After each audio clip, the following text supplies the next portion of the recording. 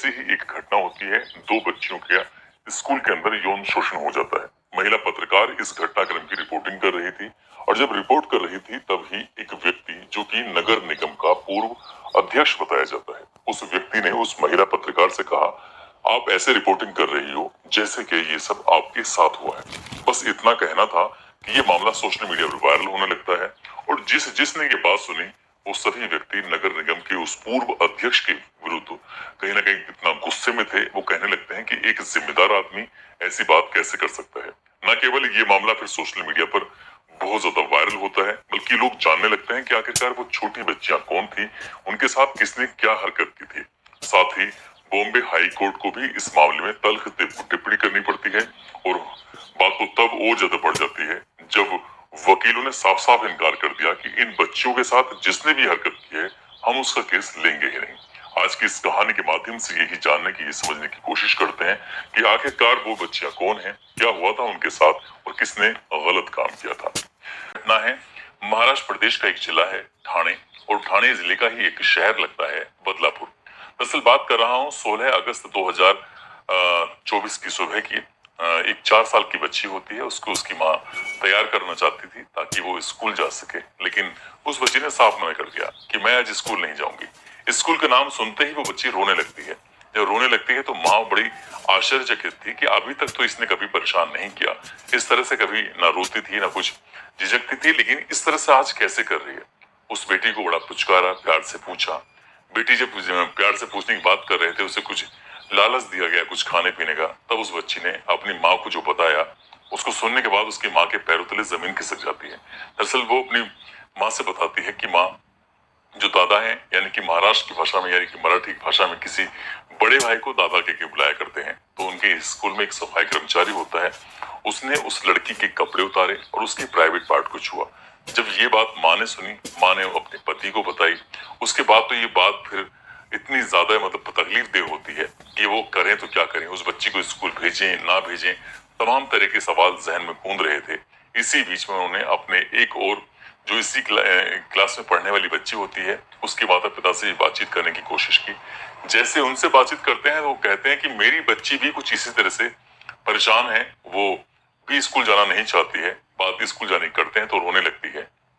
तभी वो पेरेंट्स यहाँ से सीधा स्कूल की तरफ रुख करते हैं और जब स्कूल की तरफ जाते हैं तो स्कूल वाले इस मामले को गंभीरता से लेते ही नहीं है, यानी कि कुछ इस तरह की बातें कर रहे थे कि माँ बाप भी परेशान हो जाते हैं। इसके बाद माँ और बाप दोनों जाते हैं सीधे नजदीकी पुलिस स्टेशन और वहां जाने के बाद पूरी कहानी बयां करते हैं कि हमारी बेटी शहर के इस नामी स्कूल में पढ़ती है, जहां लगभग बताए जाते हैं कि 1200 से अधिक बच्चे उस विद्यालय के अंदर पढ़ते हैं।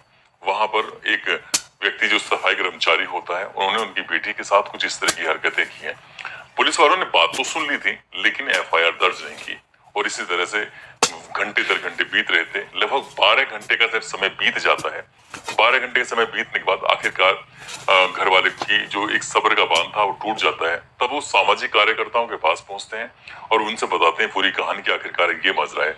जब सामाजिक कार्यकर्ताओं ने ये बात सुनी तब जाकर उस थाने में हंगामा होता है। हंगामा होने के बाद आखिरकार एफआईआर दर्ज कर ली जाती है।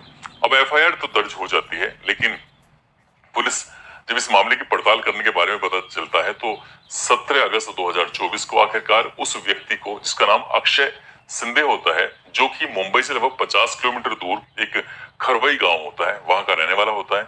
हालांकि वो मूल निवासी कर्नाटक का गुलबर्गा इलाका होता है, वहां रहता है, लेकिन फिलहाल वो माता पिता के साथ इस मुंबई से खरवई गांव में रह रहा था, जहां उसके माता पिता, उसके भैया और भाभी, ये सब लोग रह रहे थे।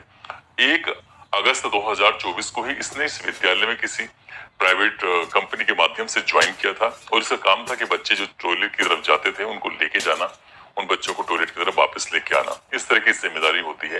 लेकिन इसी बीच में उसने मौका पाते ही अलग अलग 2 बच्चियों के साथ, उनके साथ गंदा और घिनौना कृत्य करता है, उनके कपड़े उतारता है, उनका यौन शोषण करता है। जब ये बात उन बच्चों को डराया जाता है, धमकाया जाता है, उनसे कहा जाता है कि किसी से इस बात को कहने के जिक्र मत करना, लेकिन वो दोनों लड़कियां वो डर जाती हैं, सहम जाती हैं। और ये बात होती है 12 अगस्त और 13 अगस्त, 2 अलग अलग दिनों में ये काम करता है। उसके बाद फिर 14 और 15 अगस्त को स्वतंत्रता दिवस मनाया जाता है और 14 अगस्त को ही स्कूल में कुछ ना कुछ प्रोग्राम ही थे। लेकिन जब बच्ची 16 अगस्त को विद्यालय जाने के लिए तैयार की जाती है तो वो जाती नहीं है, तैयार नहीं होती है। पुलिस ने जब इस मामले में और जांच पड़ताल करने की कोशिश की तो पता चलता है कि इस व्यक्ति, जिसका नाम अक्षय सिंधे होता है, जिसने इन बच्चों के साथ यौन शोषण किया है, दरअसल उस व्यक्ति की 3 शादियां हो चुकी हैं।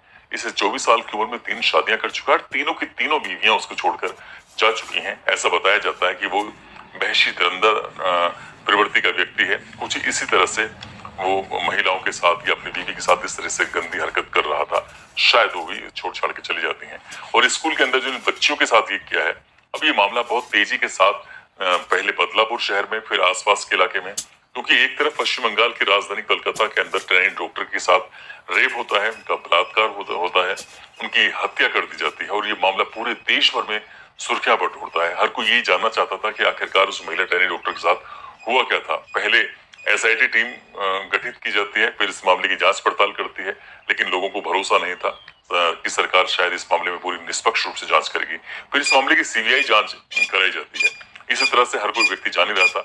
इसी बीच में जब लोग जगह जगह धरना प्रदर्शन कर रहे थे, तभी 20 अगस्त 2024 को बदलापुर में भी इस घटना को लेकर जो 2 बच्चों के साथ होता है, विरोध प्रदर्शन करने की बात करते हैं। स्कूल के गेट के ठीक सामने जाकर हंगामा शुरू हो जाता है। बताया जाता है कि कुछ स्कूल के अंदर भी तोड़फोड़ कर दी जाती है। साथ ही जो इस लड़के का जो घर होता है, आवास होता है, वहां भी गांव वाले कुछ लोग पहुंच जाते हैं, वहां भी तोड़फोड़ करते हैं। अब यहाँ से बड़ी संख्या में लोग पहुंच जाते हैं सीधे Badlapur railway station. Badlapur railway station जो कि कल्याणपुर और बदलापुर जो रेलवे ट्रैक होता है, वो पूरी तरह से ठप हो जाता है। सुबह 8 बजे से धरना प्रदर्शन शुरू होता है और शाम 6 बजे तक शायद एक भी गाड़ी नहीं चलती।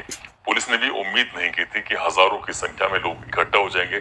सभी की एक मांग थी कि जितनी जल्दी हो सके इस मामले की जांच पड़ताल करने के बाद जो आरोपी है उसको फांसी के फंदे पर चढ़ा दिया जाए, उसे किसी भी कीमत पर बख्शा ना जाए। तो इस बीच में जब हंगामा होता है, तोड़फोड़ होती है, तो पुलिस आखिरकार लगभग 300 लोगों के विरुद्ध मुकदमा भी दर्ज करती है और 72 लोग के आसपास इसमें गिरफ्तार भी कर जाते हैं। जब ये मामला लगातार हाईलाइट होता चला जाता है, सरकार को भी इसमें हस्तक्षेप करना पड़ता है। सरकार को भी आके बताना पड़ता है कि हम इस मामले को फास्ट ट्रैक कोर्ट में लेके जाएंगे, कम से कम समय में इस मामले की जांच पड़ताल की जाएगी। साथ ही एसआईटी का गठन कर दिया जाता है। एक काबिल ऑफिसर जो कि आईजी रैंक की होती है, आईपीएस ऑफिसर, उनको इस मामले की जांच दी जाती है कि आप इस मामले की निष्पक्ष रूप से जांच करिए। जो भी दोषी है, चाहे वो स्कूल है, चाहे वो कर्मचारी है, जितने लोग भी दोषी होंगे उन्हें किसी भी कीमत पर बख्शा नहीं जाना चाहिए। इस बीच में मामला चल ही रहा था। 22 अगस्त 2024 को बॉम्बे हाईकोर्ट ने इस मामले को स्वतः ही संज्ञान लिया और उनसे सवाल जवाब बिल्कुल ठीक उसी अंदाज में किए जिस अंदाज में सुप्रीम कोर्ट ने पश्चिम बंगाल की राजधानी कलकत्ता में महिला डॉक्टर के साथ जो रेप होता है उस मामले में करते हैं। जिस तरह से वहां माँ और बाप को 3 घंटे तक अपनी बेटी से मिलने के लिए इंतजार करना पड़ता है, ठीक माँ और बाप को यहाँ पर अपनी बेटी के इंसाफ के लिए 12 घंटे तक इंतजार करना पड़ता है कि एफआईआर दर्ज हो जाए। पुलिस वालों से जब यही सवाल पूछा गया कि तुमने ऐसा क्यों किया, इसके पीछे क्या रीजन था, तभी उन्होंने कहा कि साहब हमने अपने जो आरोपी हैं जिन्होंने इस मामले में शिथिलता बरती है, कार्रवाई नहीं की, हमने उनको सस्पेंड कर दिया है। इसमें महिला निरीक्षक सहित 3 पुलिस वालों को सस्पेंड कर दिया गया है और इस मामले में और पड़ताल चल रही है। लेकिन वकीलों ने साफ साफ कर दिया कि जो अक्षय सिंधे है, जिन्होंने लड़की के साथ गंदार घिनौना कृत्य किया है, हम उस व्यक्ति का केस नहीं लड़ेंगे। लेकिन पब्लिक की यही मांग है कि जितनी जल्दी हो सके इस आरोपी को फास्ट ट्रैक कोर्ट में मामला चलाया जाए और फांसी के फंदे तक पहुंचाया जाए। आगे भविष्य में पहुंचेगा या नहीं पहुंचेगा, क्योंकि मामला जब कोई भी हाईलाइट होता है तो बहुत तेजी के साथ हाईलाइट हो जाता है, उसके बाद तेजी के साथ वो डाउन भी हो जाता है। अब इसमें हालांकि सरकार ने जो भरोसा दिलाया पब्लिक को, और पब्लिक अपने अपने काम पर भी लौट रही है। जो जितना धरना प्रदर्शन हुआ था, कई दिनों तक वहां इंटरनेट सेवा भी ठप कर दी जाती है। दोस्तों, इस पूरे घटनाक्रम को सुनाने का उद्देश्य किसी को परेशान करना नहीं है, किसी का दिल दुखाना नहीं है, बल्कि आपको जागरूक करना है, आपको सचेत करना है। अपने बच्चों पर ध्यान देने की जरूरत है। स्कूल जाते हैं और हम लोग बेफिक्र हो जाते हैं, लेकिन जब बच्चा स्कूल से आए तो उससे उस दिन के बारे में बातचीत जरूर करें कि आपकी मैडम ने, आपके सर ने, किसने क्या पढ़ाया, किसने आपको प्यार करा, किसने क्या बातें की। उसको गुड टच और बैड टच के बारे में जरूर बताएं। कहीं ऐसा ना हो कि बच्चे के साथ कोई गलत हो रहा हो और आपका ध्यान वहां तक जाए ही ना। तो इसलिए बच्चों पर छोटी छोटी बातों को लेकर ध्यान देने की जरूरत है। जिस तरह से आज मोबाइल ने